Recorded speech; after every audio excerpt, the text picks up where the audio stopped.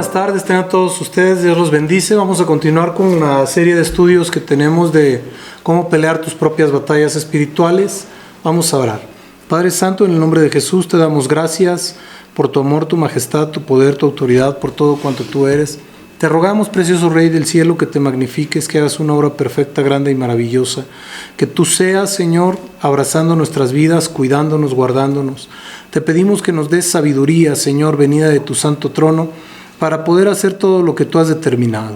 Te ruego, Señor, una unción magisterial especial para este día.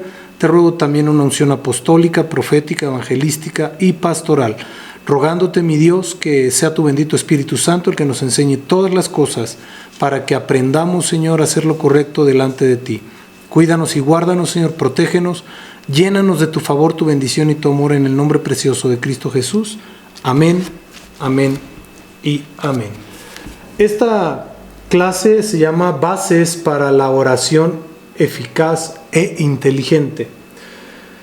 Hay muchos tipos de oración, muchas formas de estar acercándose a Dios. Puede ser una oración personal, en grupo, puede ser hablada, puede ser en silencio, puede ser en voz alta, puede ser una oración profética, puede ser una oración declarativa. Hay muchas oraciones, pero es lo importante que nosotros sepamos qué tipo de oración tenemos que trabajar para poder entender cómo es que debemos orar.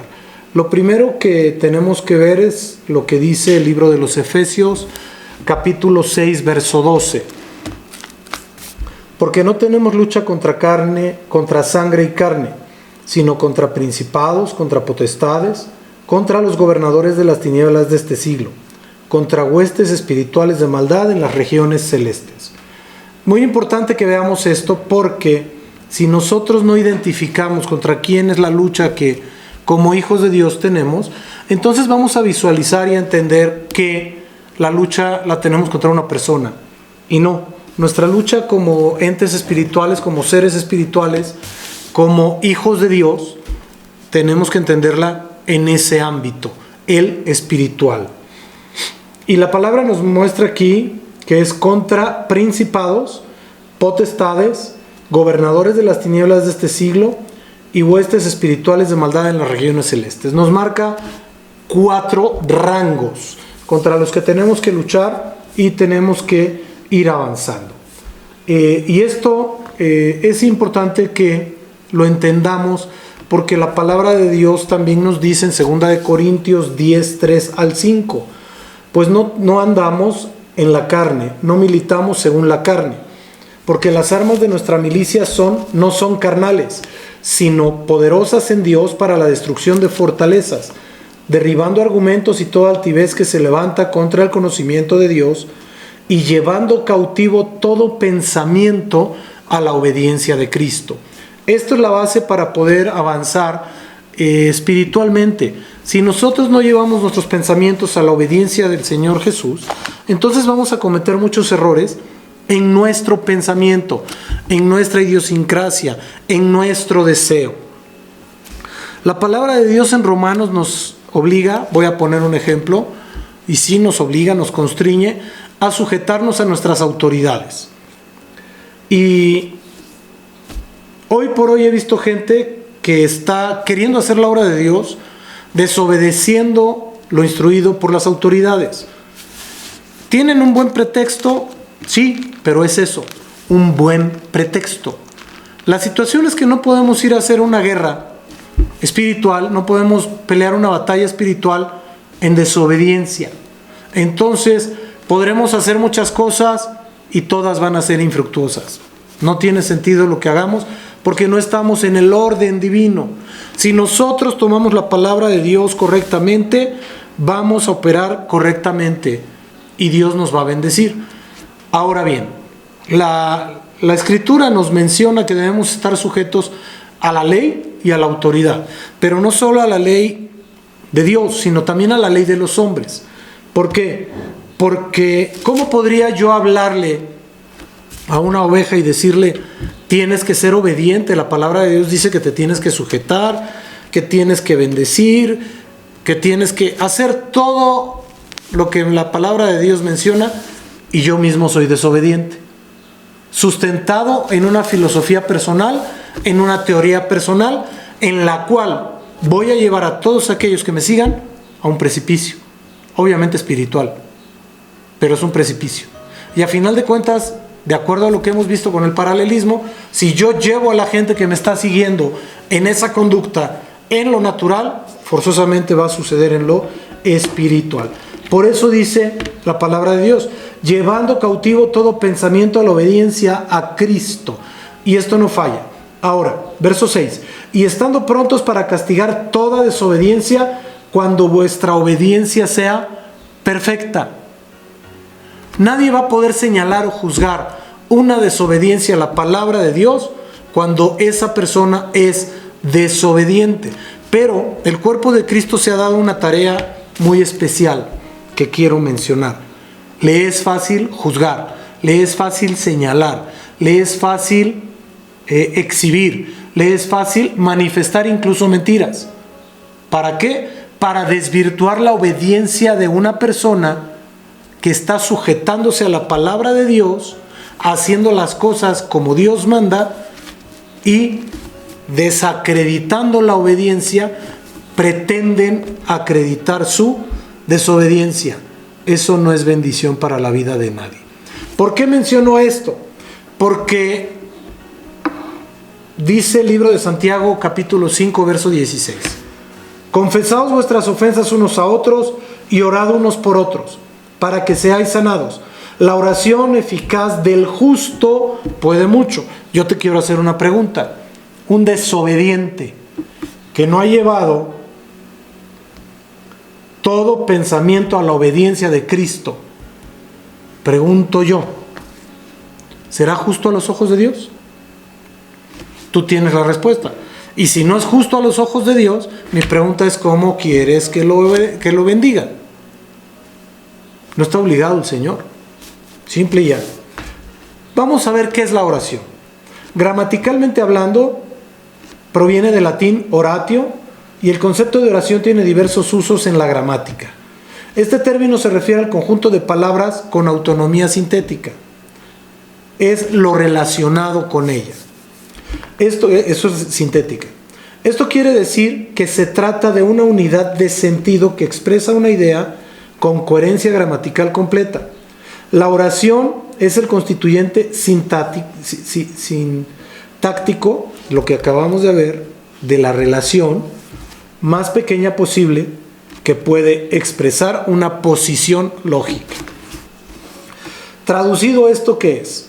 Es una idea manifestada en donde enfrente hay un receptor transmitiendo una idea.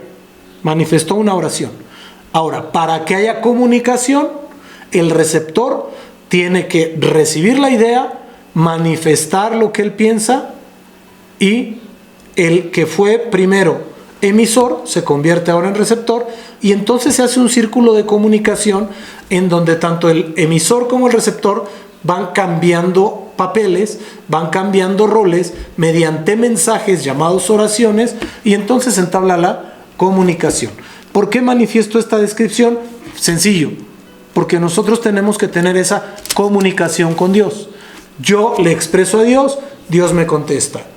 Dios me habla, yo le contesto. Y entonces entablamos una comunicación con el Señor. Pero vamos a ver bíblicamente qué es la oración.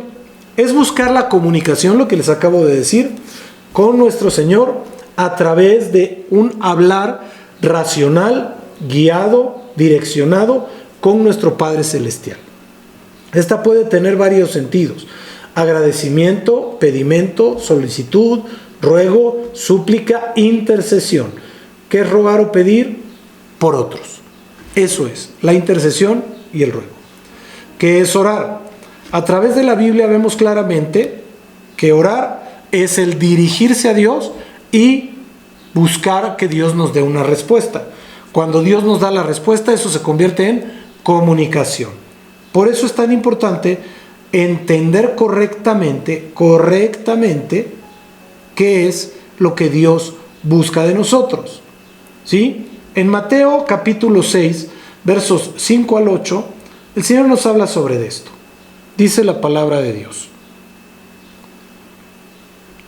Cuando ores, no seas como los hipócritas, porque ellos aman el orar en pie en las sinagogas y en las esquinas de las calles para ser vistos de los hombres. De cierto os digo que ya tienen su recompensa. Mas tú cuando ores, entra en tu aposento y cerrada la puerta, ora a tu Padre que está en secreto. Y tu Padre que te ve en lo secreto te recompensará en público. Y orando, no uses vanas repeticiones, como los gentiles que piensan que por su palabrería serán oídos. No os hagáis pues semejantes a ellos, porque vuestro Padre sabe de qué cosas tenéis necesidad antes que vosotros las pidáis. Ahora bien, esto nos marca algo bien claro. Punto número 1, dice el Señor que para orarle a Él realmente de corazón, tenemos que entrar en la intimidad de nuestra habitación. ¿Sí? Por eso dice, cuando ores, entra en tu aposento y que cerremos la puerta. ¿Por qué? Porque debemos tener una intimidad con el Señor.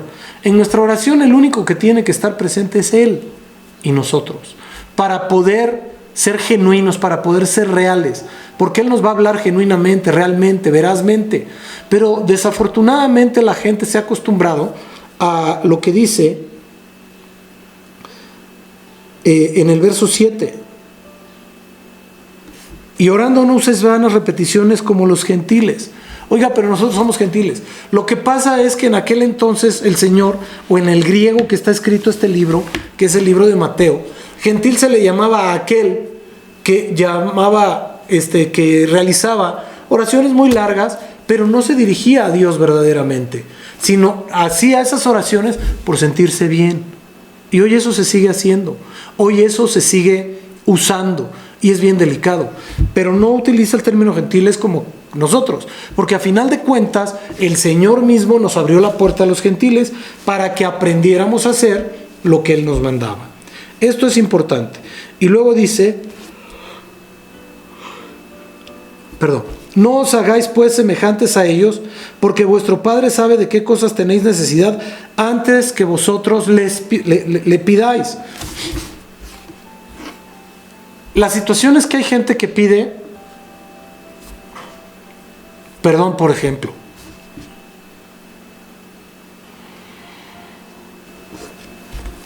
Pide perdón porque cometió un pecado de mentira. Y pide perdón hoy, pide perdón mañana, pasado mañana, dentro de 1 año, dentro de 2 años, dentro de 3 años. Pero la problemática es que sigue siendo mentiroso. Entonces, ¿dónde está el cambio de actitud? ¿Dónde está el cambio de conducta? Es importante que nosotros entendamos esto, que no se trata de hablar y hablar a Dios, sino hablar lo correcto y lo conciso delante de Dios. Pero también debemos estar atentos para que Él nos responda esa oración y entonces podamos entablar una comunicación directa con Él.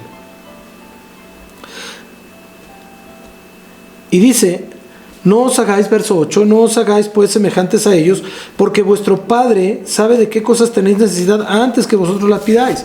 Es importante que nosotros le hagamos saber a Dios nuestras necesidades, pero no es que a cada 5 minutos le estemos recordando lo que necesitamos. Ahora, de nada sirve que yo ore y pida algo si yo no hago nada. Pongamos, yo quisiera tener una casa para mi familia, pero no trabajo, aunque a Dios le pida la casa todos los días, las 24 horas del día. Si no trabajo, pues entonces no va a haber casa.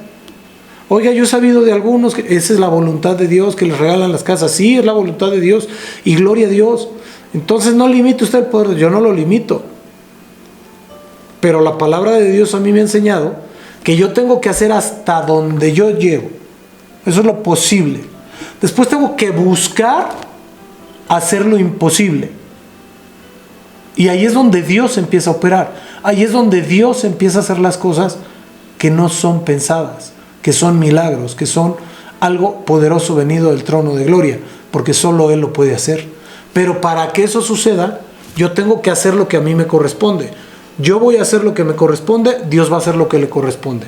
Pero Dios nunca va a echar a andar, nunca nunca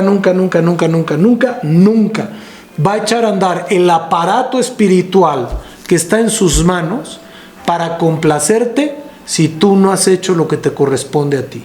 Porque Dios va a empezar a hacer lo que le corresponde en el lugar que le corresponde a Él. Pero si tú no has hecho lo tuyo, Él no tiene por qué hacer lo tuyo. Eso es determinante y es bien importante. Vamos adelante. Ahora bien, esta oración nos muestra la misma palabra de Dios ahí en Mateo 6, que tiene ciertos requisitos. Y los quiero ubicados ahí en Mateo 6, por favor. Vamos al verso 9. Dice: vosotros pues oraréis así: Padre nuestro que estás en los cielos, santificado sea tu nombre. Punto número 1, reconocimiento, que se divide en dos partes. El primero, en el reconocimiento al Padre Celestial, reconociéndolo como Padre. Reconocemos conjuntamente su autoridad, su poder y su magnificencia. Inciso B, o número 2 de este punto: el reconocimiento de nosotros como hijos de Él. Al reconocer esta situación, conlleva obediencia, sujeción y cumplimiento a lo establecido en la palabra de Dios por Él mismo, en sus tres formas, o cuatro: logos, rema, palabra profética más segura, que es el mismo logos, y la profecía. Es importante que nosotros visualicemos esto. ¿Por qué? Porque muchas veces la gente quiere que Dios le diga: tienes que obedecer a tu Padre espiritual y sujetarse a su autoridad. La palabra dice: honrad a vuestros padres para que vuestros días se alarguen. Honra. Si estamos bajo su autoridad, tenemos que obedecer. Y si no estamos bajo su autoridad, pues bueno, no obedecemos, pero tenemos que obedecer a alguien. Tenemos que sujetarnos a alguien. El mismo Señor Jesucristo se sujetó al Padre. Él nos mostró la figura de la autoridad espiritual. Tenemos que hacerlo correctamente. Pero a veces el Señor nos va a dar un rema. Y en ese rema el Señor nos va a estar dando indicaciones de cómo debemos funcionar y cómo debemos operar en el mundo espiritual. Y también la profecía, que es una palabra venida del corazón de Dios para que nosotros hagamos algo, si es que estamos erróneos, para corregir el camino, y si es que estamos bien, para perfeccionar ese camino. Verso 10. Venga tu reino y hágase tu voluntad, como en el cielo, así también en la tierra. Aquí, este paso es el paso número 3. Es la petición, que es: venga tu reino. ¿Para qué? Para que nosotros obedezcamos y nos sujetemos mediante la renuncia a nuestros deseos, a los yo. Porque muchas veces el ser humano quiere hacer su obra haciéndola parecer la obra de Dios. Eso no es correcto. La obra de Dios se hace en el tiempo correcto, a la hora correcta, en el lugar correcto. Eso es lo que tenemos que aprender todos. No es en mi tiempo, a la hora que yo quiero y en el lugar en el que yo quiero. La obra de Dios se hace en la hora del Señor, en el lugar que el Señor manda y en el tiempo que el Señor manda. ¿Y yo cómo voy a saber? A través de tu autoridad. Fácil, rápido y sencillo. No tiene problema eso. Ahora bien, este paso nos lleva a una rendición total al Espíritu de Dios, al Espíritu Santo de Dios. ¿Por qué? Porque cuando nosotros nos sujetamos y nos rendimos al Espíritu Santo de Dios, la voluntad que va a prevalecer sobre la nuestra es la de Dios. Por eso es tan importante que nosotros entendamos y comprendamos que la obediencia y la sujeción nos van a llevar a ser bendecidos. La desobediencia y la falta de sujeción nos van a llevar a tener tropiezos. Ahora, ¿puedo yo creer algo? Sí. Y muy válido que lo crea, muy válido que lo decida, muy válido que lo piense. Pero eso no quiere decir que esté bien. Por eso es tan importante sujetarnos a la palabra de Dios. Vamos al verso 11, por favor.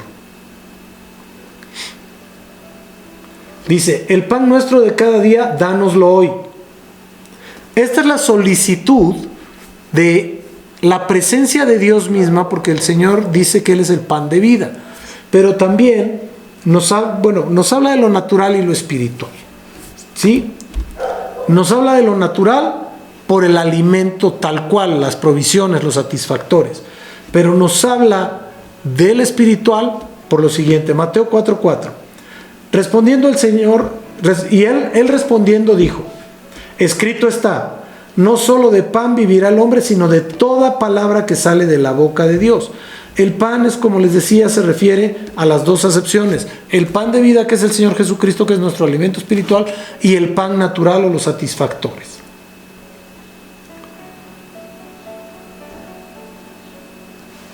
Juan 6:48 dice lo siguiente: yo soy el pan de vida. Juan 6:51: yo soy el pan vivo que descendió del cielo. Si alguno comiere de este pan, vivirá para siempre, y el pan que yo daré es mi carne, la cual yo daré por la vida del mundo. Ese es el pan de vida, es la misma presencia del Señor Jesucristo. Pero aunado a ello, el Señor nos provee los satisfactores para poder saciar nuestras necesidades. Verso 12: y perdónanos nuestras deudas, como también nosotros perdonamos a nuestros deudores. Pedir perdón, paso número 5. Esto es muy importante, porque si nosotros no pedimos perdón, no podemos ser perdonados. De la misma forma que nosotros recibimos al Señor Jesucristo, de acuerdo a Romanos 19, que si confesares con tu boca que Jesús es el Señor y le recibieres en tu corazón, serás salvo. Así es el perdón. ¿Por qué? Porque en la oración de fe también pedimos perdón. Entonces, si yo no manifiesto un perdón expreso, no hay perdón. Oiga, que no hay perdón, porque nuestra falta o nuestro pecado fue expresa, fue realizada, fue llevada a cabo. Entonces, de la misma forma debemos pedir perdón, así de fácil. Ahora, no con esto quiero decir que cometo un pecado, una falta, pido perdón. Cometo otro pecado, otra falta, pido perdón. Y genera un círculo vicioso de pecado, perdón, pecado, perdón, pecado, perdón. Eso no opera en el orden de Dios. Pero hay una cosa que es bien importante, que para ser perdonados nosotros tenemos que perdonar. Marcos 11:24 al 26 dice lo siguiente: por tanto os digo, que todo lo que pidiereis orando, creed que lo recibiréis y os vendrá. Verso 25: y cuando estéis orando, perdonad si tenéis algo contra alguno, para que también vuestro Padre que está en los cielos os perdone a vosotros vuestras ofensas. Atención, cuando estéis orando, perdonad. Tenemos que perdonar si tenemos algo contra alguno, para que también vuestro Padre que está en los cielos os perdone a vosotros vuestras ofensas. Yo por eso siempre que me hacen algo, inmediatamente perdono, suelto y bendigo. Problema del Señor y esa persona. Yo no voy a andar cargando lápidas de que no debo. Verso 26: porque si vosotros no perdonáis, tampoco, repito, tampoco vuestro Padre que está en los cielos os perdonará vuestras ofensas. Atención con esto. Debemos perdonar para ser perdonados. Paso 6. En este mismo verso pedimos protección. Este paso es después de haber cumplido con los anteriores, con los 5 anteriores. Y sí se puede pedir la protección divina en cualquiera de las áreas, si es que se cumplen los anteriores. Pero si yo no perdono a mi hermano, ¿cómo puedo pedir protección si hay un pecado en el que yo caí por mi falta de perdón, por mi falta de amor, por mi falta de humildad? Es complejo esto. Ahora bien,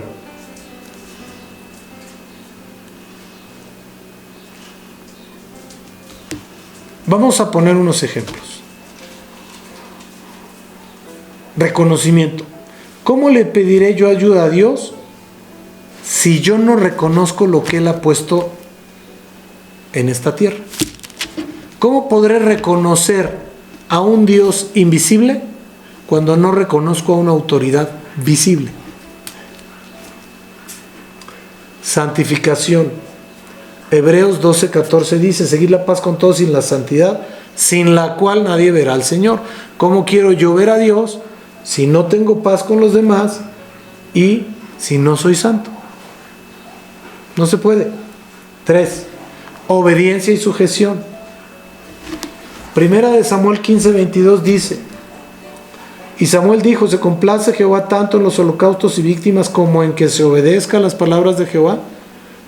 Ciertamente el obedecer es mejor que los sacrificios y prestar atención a la grosura de los carneros. Verso 23.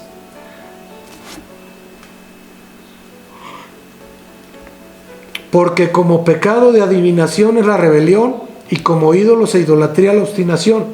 Por cuanto tú desechaste la palabra de Jehová, Él también te ha desechado, para que no seas rey. ¿Cómo desechó Saúl la palabra de Jehová? Fue lo que le dijo el profeta Samuel. Él no hizo caso. Número 4. Petición de su presencia. Mi pregunta es: ¿para qué deseo yo la voluntad de Dios? ¿Para hacer mi voluntad o hacer su voluntad? ¿Para qué quiero el alimento espiritual? ¿Para verlo, olerlo, masticarlo y vomitarlo? ¿O para recibirlo, masticarlo, alimentarme de él, y si no le he sacado todos los nutrientes, seguir alimentándome de él hasta que cumpla su cometido? Hay un ejemplo claro, que es cuando un niño ve las cosas como él quiere. A mí me llama mucho la atención. Les voy a explicar. Los niños siempre dicen lo que piensan. Bueno, hay un dicho que dice lo siguiente. A mí me da mucha risa. Los niños dicen lo que piensan y lo que hacen. Los viejos, lo que piensan y lo que hicieron. Y los tontos, lo que piensan y lo que van a hacer. ¿Por qué manifiesto esto así? Porque yo no puedo expresar abiertamente lo que yo quiero y lo que yo pienso cuando violento el derecho de un tercero. Es una falacia eso, de que todo mundo podemos expresar libremente lo que queramos. No, no podemos hacerlo.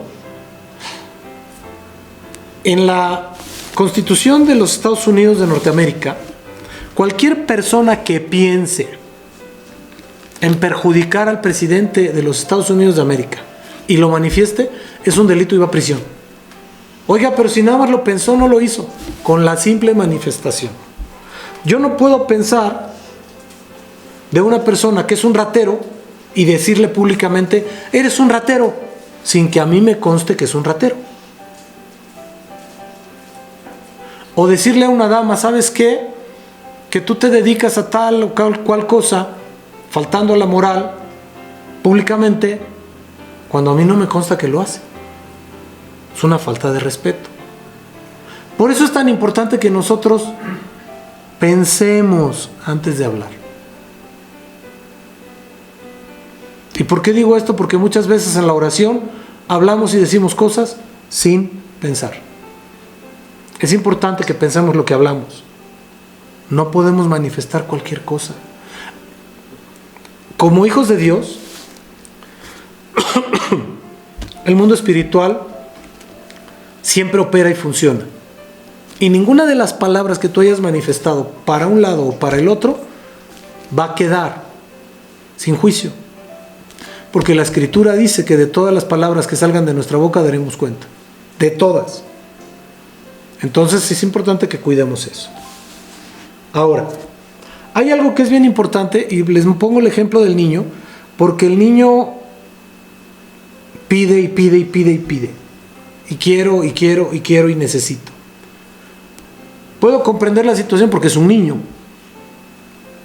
El apóstol Santiago dice: pedís y no recibís porque pedís mal para gastar en vuestros deleites. Por eso es tan importante que nosotros entendamos que tenemos que ser maduros a la hora de pedir a Dios. Y como les dije, el apóstol Santiago dice, para gastar en vuestros deleites. La pregunta es, ¿usted le entregaría una tarjeta platino a un niño de 10 años? ¿Verdad que no? ¿Por qué? Porque no la sabe usar. De la misma manera, Dios no nos va a entregar algo que no sabemos usar, sea lo que sea. Otro de los puntos es el perdón. Dice Marcos 11:25, mas cuando estéis orando, perdonad si tenéis algo contra alguno, para que también vuestro Padre que está en los cielos os perdone a vosotros vuestras ofensas. Si nosotros no perdonamos, dice el verso 26, porque si vosotros no perdonáis, tampoco vuestro Padre que está en los cielos os perdonará vuestras ofensas. Debemos entender que tenemos que estar perdonando continuamente, como continuamente somos perdonados. Si nosotros nos metemos en la cabeza, una vez me dijo un pastor, hace muchos años, más de 30 años me dijo, si tú te metes en la cabeza que a como te perdona Dios, tú debes perdonar, entonces tienes que estar perdonando a cada rato, porque a cada rato fallamos, a cada rato pecamos, a cada rato erramos. Entonces tú tienes que perdonar de la misma manera. Y si nosotros nos metemos esa fórmula en la cabeza, no vamos a tener problema para perdonar a nadie. Pero para que nos perdonen tenemos que perdonar. Y bueno, viene la explicación, porque si no perdonáis a los hombres sus ofensas, no os perdonará tampoco a vosotros vuestro Padre Celestial. Entonces, no perdamos de vista esto. Perdón, lo tenemos que recibir. Sí, gloria a Dios por eso, pero también lo tenemos que dar. No hay vuelta de hoja. Otro punto es la alabanza y el agradecimiento de los puntos de la oración. En primer lugar, ¿por qué? Porque el Señor habita en la alabanza de su pueblo. Pero si no somos agradecidos, es una situación bien compleja. ¿Cómo podré yo entender el agradecimiento de una manera plena? A mí me lo enseñó mi papá de la siguiente manera. Tú cuando viniste a este mundo eras indefenso. No podías comer, no podías hablar, no podías caminar, no podías hacer nada. Todo te teníamos que hacer. Y lo hicimos porque somos tus padres y te amamos. Cuando fuiste desarrollando esas virtudes y esas circunstancias motrices, psicológicas, emocionales, las fuiste desarrollando porque se te fueron enseñando. Me dice, yo te enseñé a caminar, yo te enseñé a hablar junto con tu mamá, yo te enseñé a hacer esto, yo te enseñé a hacer lo otro. Como mi padre que era, él me enseñó todo eso. Y me dice, aunado a ello, te di un techo, te di ropa, te di alimento.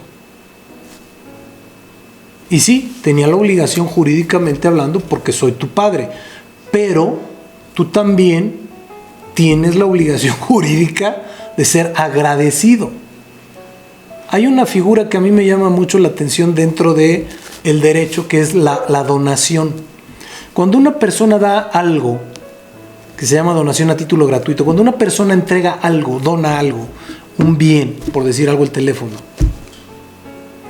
lo dona mediante un contrato, y quien lo recibe no es agradecido, jurídicamente tiene la oportunidad de solicitar la devolución. Entonces, si en lo natural existe, imagínense en lo espiritual. Es una situación bien complicada, porque si algo tiene el ser humano es ser mal agradecido. Y tenemos que aprender a ser agradecidos. ¿Con quién? Con nuestros padres, de la forma que sea. Oiga, es que a mí nada más me engendró y ni lo conocí. Pues dale gracias a Dios que ese hombre te engendró, por eso estás vivo, por eso estás aquí. Pero es que mi mamá me regaló cuando nací. Pues dale gracias a Dios que te tuvo en su vientre 9 meses, te alimentó, hizo todo lo que quisieras, y después de eso te entregó con alguien para que fueras lo que eres hoy. Agradecimiento. Quien te llevó a los pies de Cristo, agradécele. Quien cuidó tu vida, agradécele. Quien te ha bendecido, agradécele. Porque te voy a decir algo, quien no es agradecido con quien ha visto, ¿cómo será agradecido con quien no ha visto? Así de fácil, rápido y sencillo. Así de complejo y simple es esto. Ahora bien, vamos a entender lo siguiente. Esta situación de la alabanza, de la adoración y del agradecimiento nos lleva a Salmos 22:3, que dice: pero tú eres santo, tú que habitas entre las alabanzas de Israel. El Señor habita en la alabanza de su pueblo. Cuando nosotros estamos alabando y adorando al Señor, Él se hace presente, Él habita ahí. Por eso es tan importante entender por qué el rey David nunca perdió una batalla. Porque él tenía músicos, cantores, gente que alababa a Dios 24/7. Forzoso. Y si el Señor habita en la alabanza de su pueblo, pues el Señor estaba ahí siempre. Por eso nunca pudieron tocar la fortaleza. Me refiero a la ciudad de Israel. Salmos 28:7. Jehová es mi fortaleza y mi escudo. En él confió mi corazón y fui ayudado. Por lo que se gozó mi corazón y con cántico le alabaré. Salmos, otra vez 28:7, Biblia de las Américas. El Señor es mi fuerza y mi escudo. En él confía mi corazón y soy socorrido. Por tanto mi corazón se regocija. Le daré gracias. Seré agradecido con cántico. Aquí, si nosotros no comprendemos estas dos partes de la alabanza y el agradecimiento, difícilmente vamos a estar recibiendo algo de Dios. Vamos a pasar a los tipos de oración. Hay una oración que es personal y otra que es grupal. La oración personal es la que nosotros individualmente dirigimos al Señor. Esa oración lleva todo lo que tengo en mi corazón, lleva todo aquello que yo le quiero transmitir a Dios, se lo presento y espero que Dios me dé una respuesta, de alguna manera. ¿Por qué? Porque cuando yo estoy levantando mi voz al cielo, estoy haciéndolo porque, número 1, creo en Dios, número 2, estoy esperando una respuesta de Dios, y número 3, sé que Dios puede contestar esa oración. Ahora, cuando nosotros vamos a levantar una oración en batalla, pues tenemos que entender que estamos en guerra. Lo primero que tenemos que hacer es pedirle a Dios que nos guarde, que nos cuide, que nos proteja, porque estamos entrando a una batalla o a una guerra espiritual.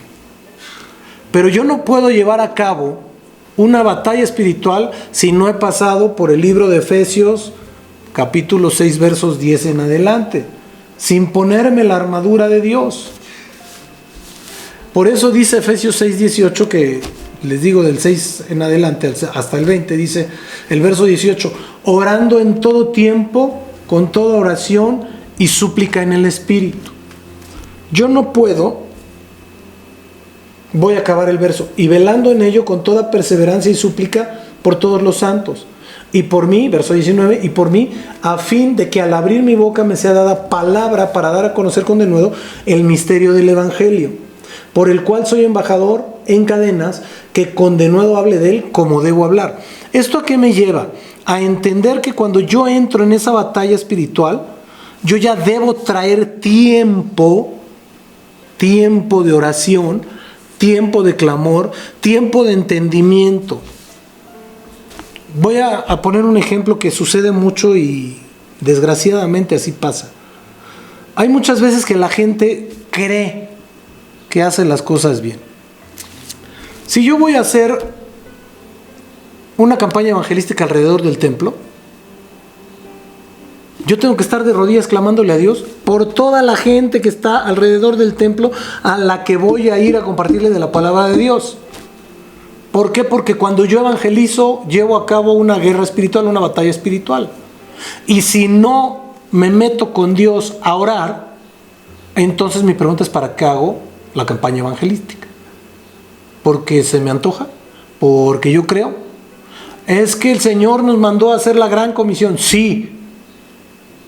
Pero ¿cuánto tiempo pasaron delante del Señor estos discípulos? 3 años. Conociendo, aprendiendo y orando 24/7 con el Señor Jesús. Entonces, si nosotros lo vemos puntualmente, Estamos hablando de que si una persona está aprendiendo, orando y conociendo al Señor 2 horas al día, en 12 días, probablemente pudiera tener algo del conocimiento de lo que los discípulos tomaron en esas 24 horas. ¿Por qué? Porque 12 por 2 horas son 24. Nada más que con el grave problema que el maestro hoy no es el Señor Jesús. Es un hombre que a su vez tiene que estar aprendiendo de Dios y de sus maestros. Porque todos tenemos maestros. Siempre va a haber gente más capacitada que nosotros. Rara vez, muy rara vez, vamos a encontrar un Gamaliel, por ejemplo, ¿no?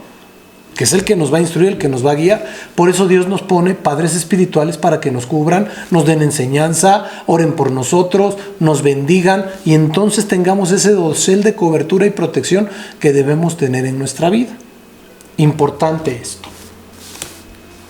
Vamos adelante. La oración grupal es la que se realiza en grupo, como los grupos que se hacen en las congregaciones, por ejemplo, o en las células que se congregan para orar.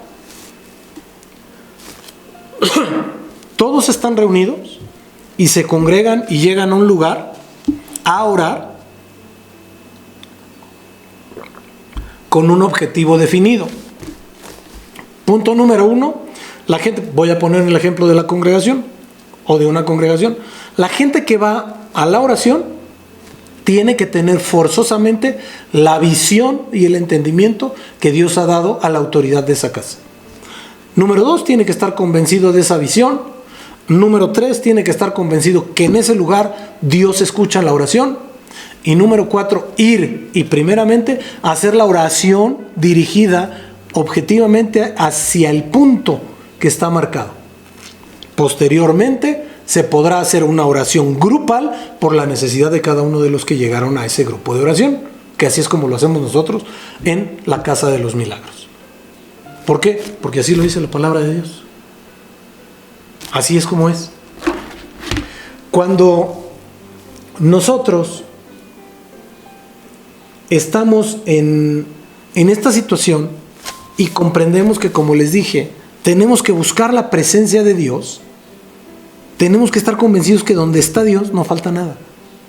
Pero tenemos que tener la certidumbre, la seguridad de que Dios sí está y sí nos escucha. Ahora bien, estas dos oraciones, tanto la personal como la grupal, pueden hacerse en silencio y pueden hacerse en voz alta.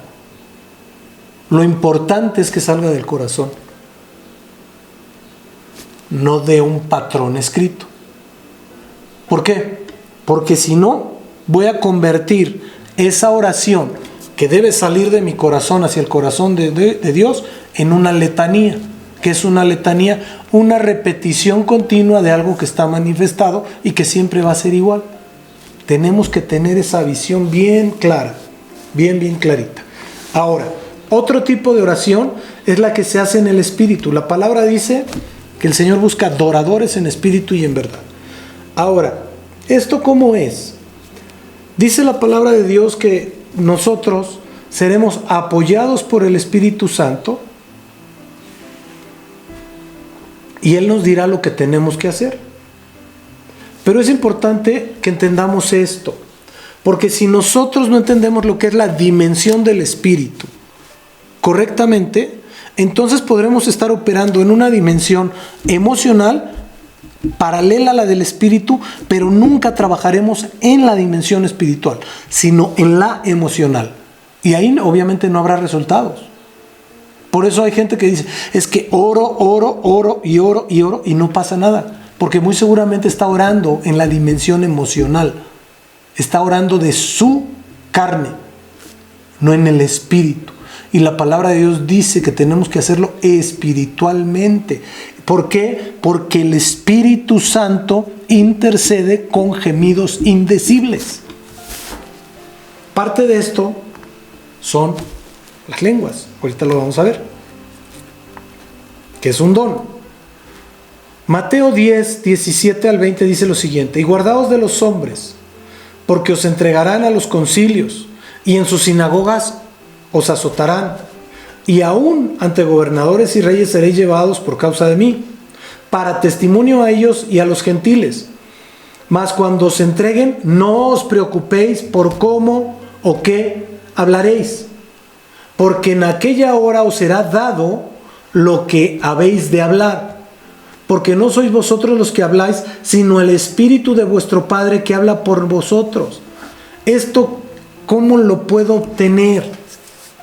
Porque eso no se obtiene porque seas bonito o porque seas bonita, alto, delgado, que seas un prototipo establecido por el hombre.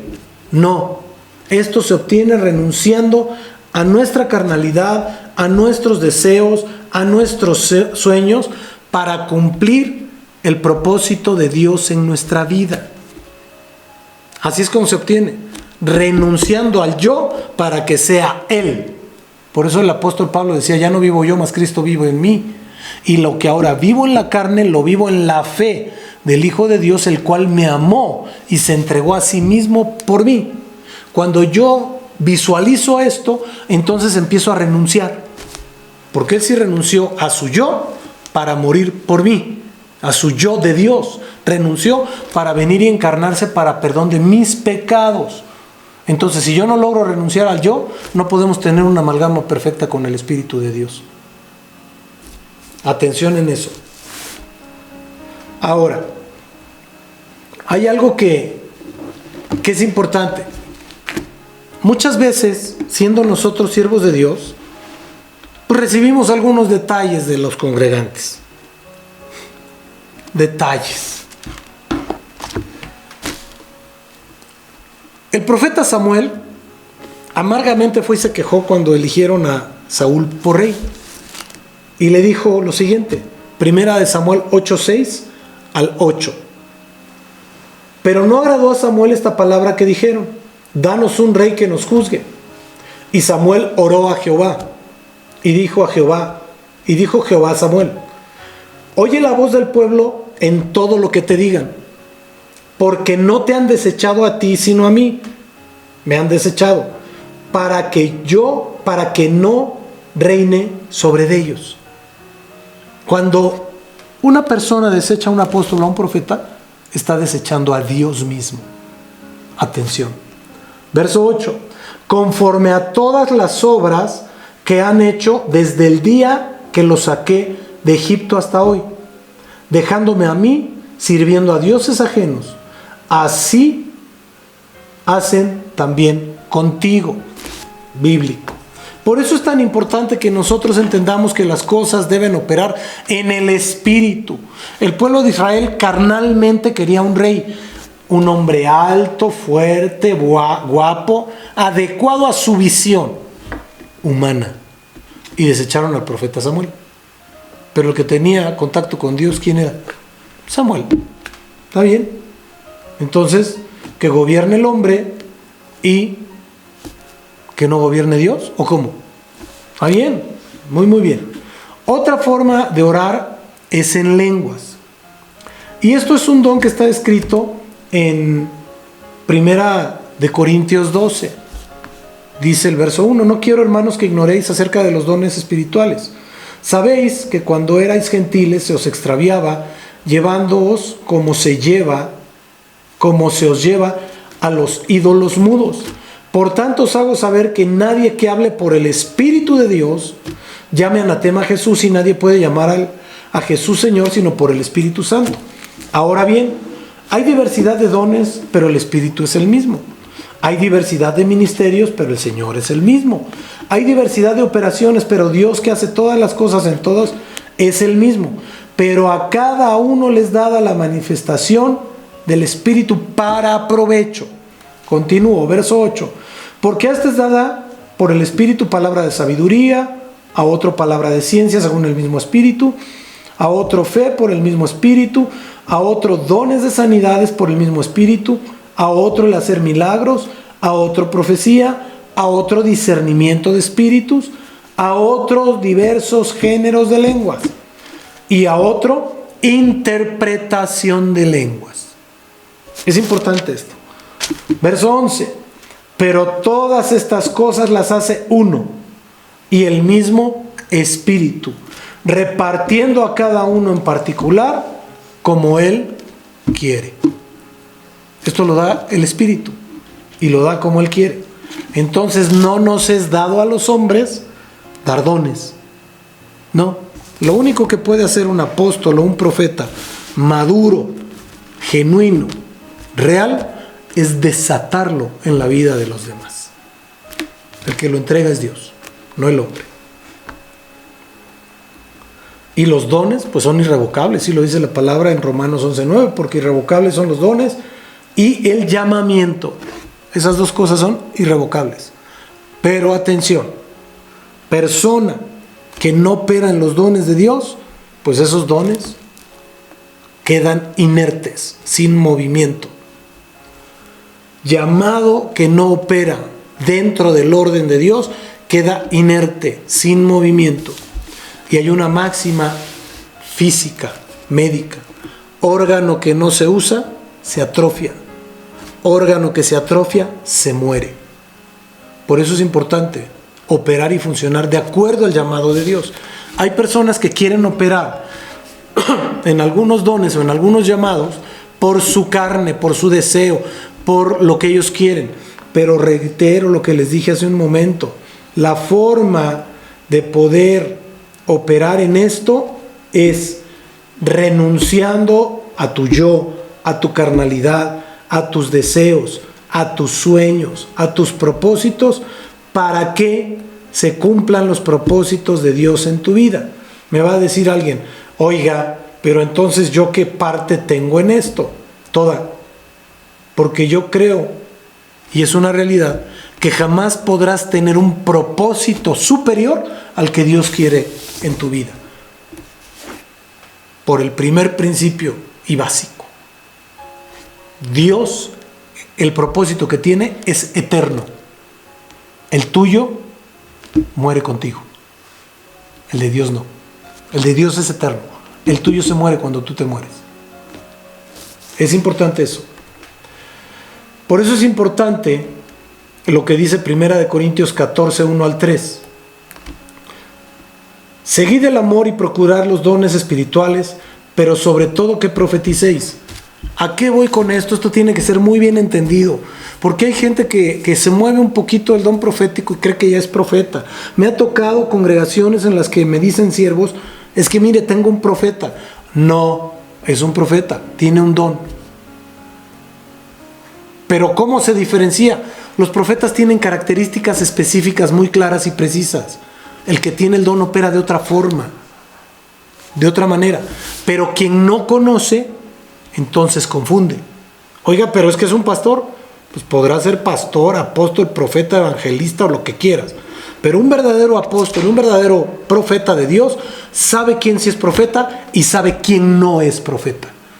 Ahora, en este tiempo se van a despertar y se están despertando desde hace algunos años evangelistas con dones proféticos y han pensado que son profetas. No, son evangelistas con dones proféticos para hacer obra de evangelista.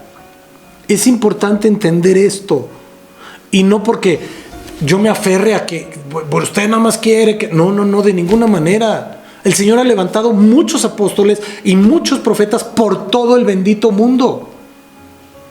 Por todo el bendito mundo. Pero los tiene que haber levantado Dios. Hay apóstoles y profetas que son levantados por hombres, porque ellos llegaron y le dijeron: es que yo creo que yo soy profeta por esto. No, yo te levanto como profeta. No, bendito Rey del cielo. No. Si no se dan en maceta, mis amados. Si no, todos serían apóstoles, todos. Y un cuerpo necesita de todos los órganos. O todos serían pastores, o todos serían maestros, o todos serían evangelistas, o todos serían profetas. Bendito Dios. El cuerpo tiene muchos órganos, y como muchos órganos, no todos van a ser apóstoles, no todos van a ser profetas, no todos van a ser evangelistas, no todos van a ser maestros, no todos van a hacer las labores de servir las mesas. Pero tenemos que saber el propósito para el que Dios nos ha llamado. Esto que dice: sobre todo que profeticéis, es porque tú eres el mejor profeta sobre tu vida. Porque más del 90% comprobado del pueblo de Dios no profetiza sobre su vida. No habla bendición sobre su vida, aunque lo sabe. La pregunta es, ¿por qué no lo hace? Quieren estarle profetizando a otros, pero ellos mismos no se profetizan. Quieren tener ministerios y sus casas son un desorden. Bendito Dios, no puede ser eso. Verso 2. Porque el que habla en lenguas no habla a los hombres, sino a Dios, pues nadie le entiende, aunque por el Espíritu habla misterios. Pero el que profetiza habla a los hombres para edificación. Ahora, pues ahí está diciendo que le habla a los hombres. ¿Quién debe profetizar? El profeta. Pero dice que habla para exhortación y consolación. Atención. El que habla en lengua extraña a sí mismo se edifica, pero el que profetiza edifica a la iglesia. Un profeta siempre tiene que ser para edificar a la iglesia. El Señor le dijo, yo te he puesto aquí para arrancar, para destruir, para desarraigar lo malo, pero también hacer lo mismo contrariamente en lo bueno, para edificar, para plantar, para exhortar, para consolar. Ese es el trabajo de un verdadero profeta de Dios. No es decirte lo que quieres oír, decirte lo que Dios tiene para tu vida. Eso es. Ok. Vamos adelante con esto, porque si no, no terminamos. Marcos 16, 15 al 18 dice lo siguiente. Esto es la gran comisión. Id por todo el mundo y predicad el evangelio a toda criatura. A mí mucha gente, cuando me ha visto orando por los alimentos de mi perro, me pregunta, ¿cómo que ora por el alimento del perro? Y le digo, ¿cuál es la excepción? Si el evangelio dice que le prediquemos el evangelio a toda criatura. Lo impresionante es que el perro sabe cuándo debe comer y sabe que no come si no se ora por sus alimentos. Tan es así que nosotros lo hemos acostumbrado a que oramos por sus alimentos y al final decimos amén, amén, y entre el segundo y el tercer amén el perro ladra, y entonces sabe que después su servidor o mi esposa decimos amén y se le entrega el plato de comida. Si no, no come. No come. A toda criatura. Verso 16. El que creyere y fuere bautizado será salvo, mas el que no creyere será condenado. Y estas señales seguirán a los que creen. En mi nombre echarán fuera demonios, hablarán nuevas lenguas, tomarán en sus manos serpientes, y si bebieren cosa mortífera no les hará daño. Sobre los enfermos pondrán sus manos y sanarán. Estas señales deben seguir a un verdadero evangelista. A un verdadero evangelista. Hechos 2:4 dice lo siguiente. Y fueron todos llenos del Espíritu Santo y comenzaron a hablar en otras lenguas, según el Espíritu les daba que hablasen. Así que el orar en lenguas nos va a edificar a nosotros. Y el profetizar va a edificar a la iglesia. Ahora, esto tiene que hacerse, como les dije, en el plano espiritual. Porque si lo hacemos en el carnal, de nada va a servir. Judas 1:17. Pero vosotros, amados, tened memoria de las palabras que antes fueron dichas por los apóstoles de nuestro Señor Jesucristo. Verso 18. Los que os decían, en el postrer tiempo habrá burladores que andarán según sus malvados deseos. Estos son los que causan divisiones. Atención, estos son los que causan divisiones. Los sensuales, que no tienen al Espíritu. Pero vosotros, amados, edificados sobre vuestra santísima fe, orando en el Espíritu Santo, conservaos en el amor de Dios, esperando la misericordia de nuestro Señor Jesucristo para vida eterna, orando en el Espíritu Santo. Entonces hay una oración en el Espíritu Santo y nosotros tenemos que buscar esa oración, porque esa oración es perfecta delante de Dios. ¿Dónde dice eso? Romanos 8:25 al 27. Pero si esperamos lo que no vemos, con paciencia lo aguardamos. Y de igual manera en el Espíritu nos ayuda en nuestra debilidad. Repito el 26. Y de igual manera el Espíritu nos ayuda en nuestra debilidad. Pues ¿qué hemos de pedir como conviene? No lo sabemos. Pero el Espíritu mismo intercede por nosotros con gemidos indecibles. Entonces, cuando oramos en el Espíritu intercede delante del Padre, delante del Hijo, con gemidos indecibles. Por eso es tan importante operar en el Espíritu. Mas el que escudriña los corazones sabe cuál es la intención del Espíritu, porque conforme a la voluntad de Dios intercede por los santos. Hay otro tipo de oración, que es una oración declarativa. ¿Qué es esto? Como su nombre lo indica, son oraciones en las que uno declara, manifiesta, asenta algo. Porque dice la palabra de Dios, asimismo en el libro de Job, creo que es 22:20, asimismo determinarás una cosa y te será firme, y sobre tu camino resplandecerá luz.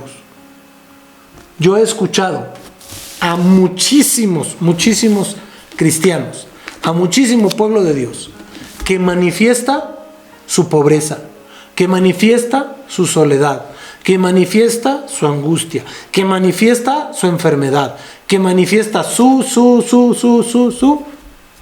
lo que quieran. O manifiestan esta a mí, y se adjudican cosas.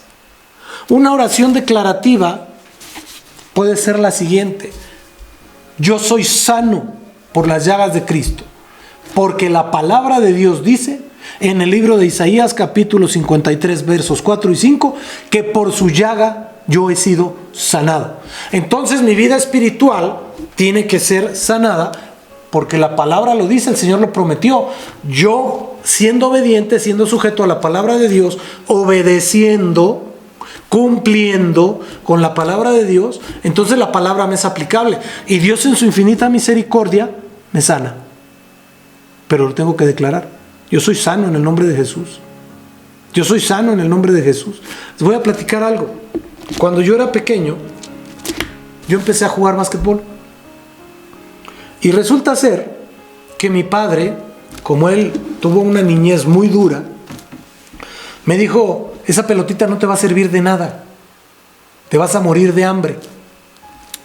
Y hasta que yo supe que yo tenía que profetizar, que yo tenía que declarar, que yo tenía que romper toda maldición que me había sido insertada, fue que empecé a desarrollar correctamente en muchas áreas de mi vida. No que mi padre lo haya dicho por maldecirme, pero lo hizo.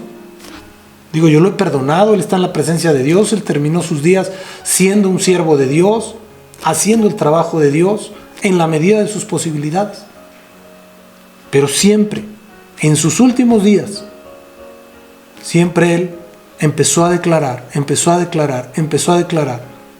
A mí me dijo una vez esto: yo he declarado mi sanidad, he declarado que me levanto de esta cama, porque en los últimos tiempos mi papá ya no podía levantarse de la cama, estuvo postrado bastante tiempo.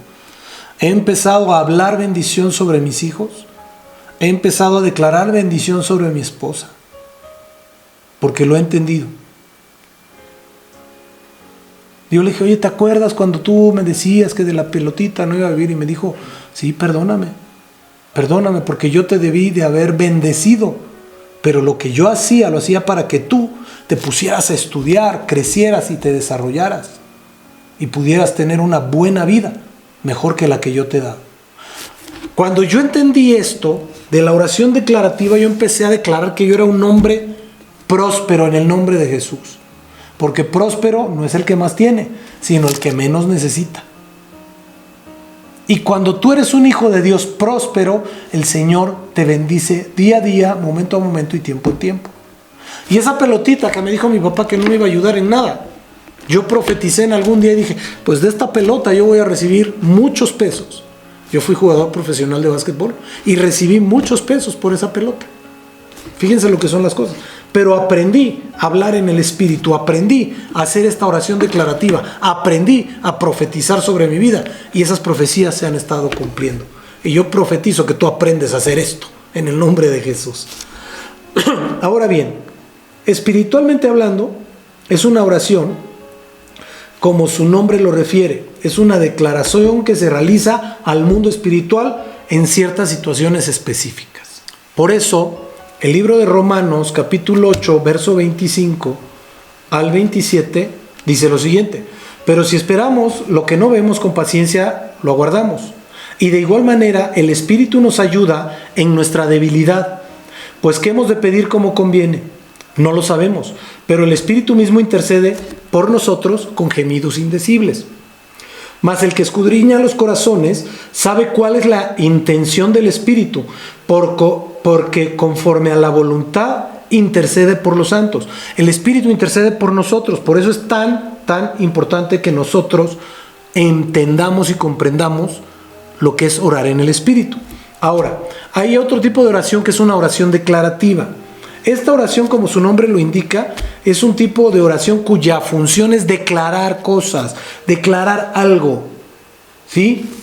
Ejemplo, yo soy sano en el nombre de Jesús. ¿Y en qué se fundamenta usted? Isaías 53, versos 4 y 5 dice que por su llaga todos fuimos sanados y que él llevó varón de dolores, experimentado, tal. No me acuerdo bien ahorita.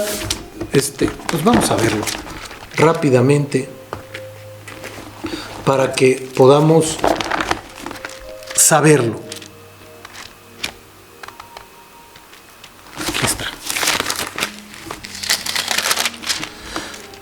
Dice lo siguiente: ciertamente llevó nuestras enfermedades y sufrió nuestros dolores, y nosotros le tuvimos por azotado, por herido de Dios. Mas él herido fue por nuestras rebeliones, molido por nuestros pecados.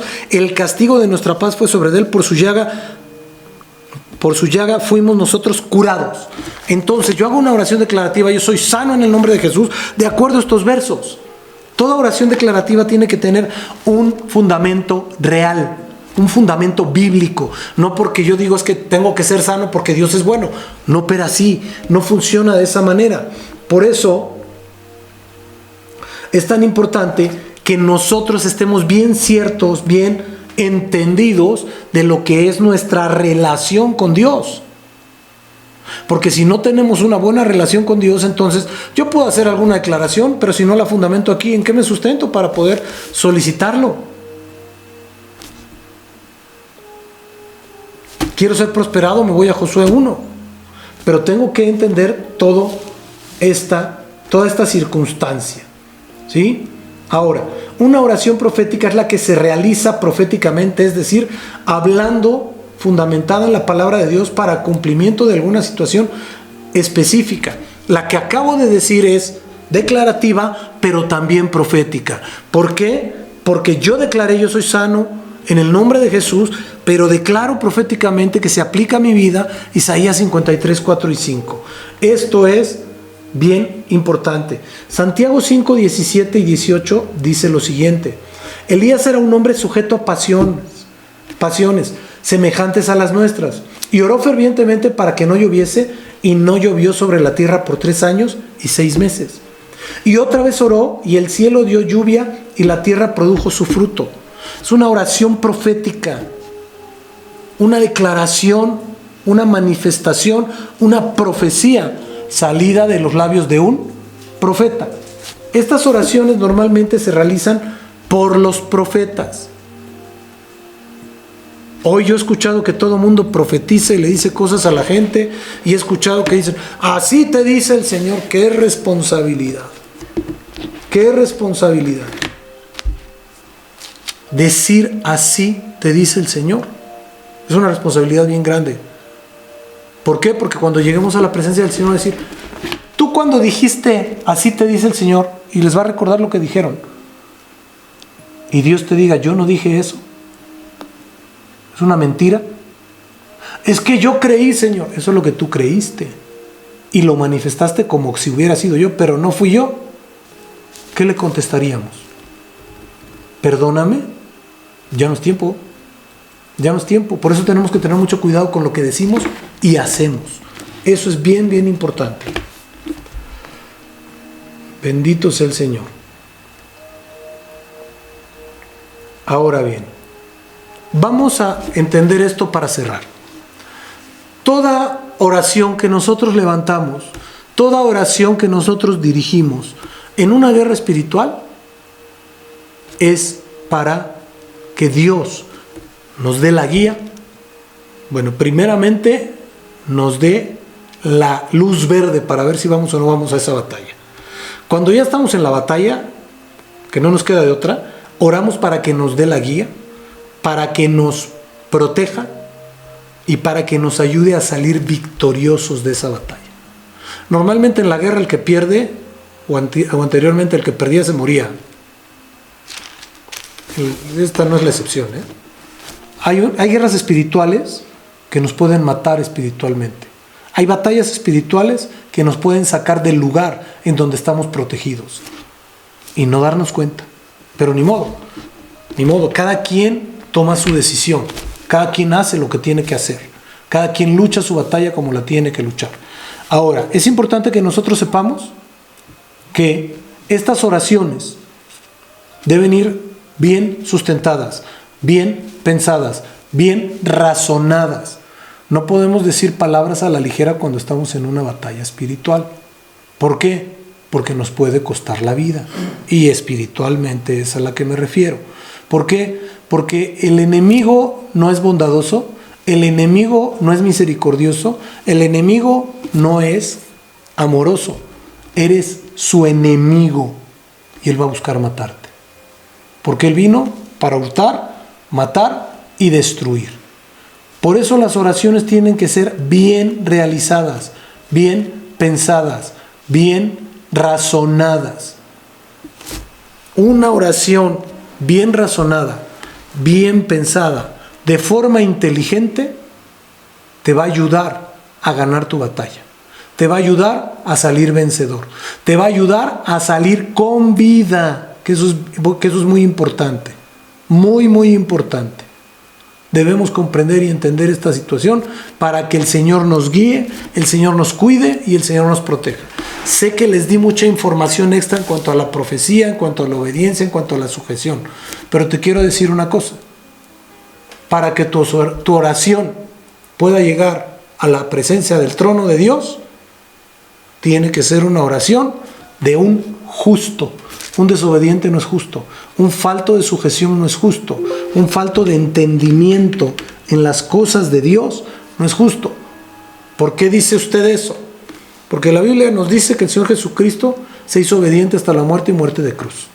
Que el Señor Jesucristo se sujetó a la voluntad del Padre viniendo a la tierra para hacerse hombre y padecer. También nos dice la palabra de Dios que cuando nosotros somos ¿cómo decírtelo? Espera, me estoy pensándolo. Cuando nosotros estamos operando correctamente, de acuerdo a la palabra de Dios, el Señor nos justifica. Dios no va a justificar a un desobediente. Dios no va a justificar a un falto de sujeción. Dios no va a sujetar a un pecador. No lo va a ver justo. Y la oración del justo puede mucho. Por eso es bien importante que nosotros entendamos los principios del reino de Dios y podamos avanzar en este camino de la batalla personal.